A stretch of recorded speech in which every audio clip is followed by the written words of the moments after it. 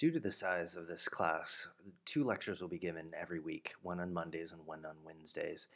The first one is beginning on the 20th of February between 1 and 3 p.m. in Manning Clark Lecture Theater 2, and on Wednesdays starting the 22nd of February between 2 and 4 p.m. in Copeland Theater.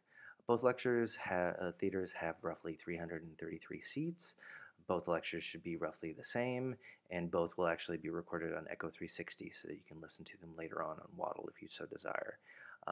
If at some point in the semester it is possible to combine lectures, the Monday lecture will stop and students will be asked to attend the Wednesday lecture. That is because Mondays we actually have two holidays this semester, and so Wednesdays there are more opportunities to have a lecture. In order to make sure that students know which lecture to attend and that there will be enough seats in each one of them, I've created a sign-up page on Waddle, and I would encourage you to sign up for a lecture now, definitely before the first week of class.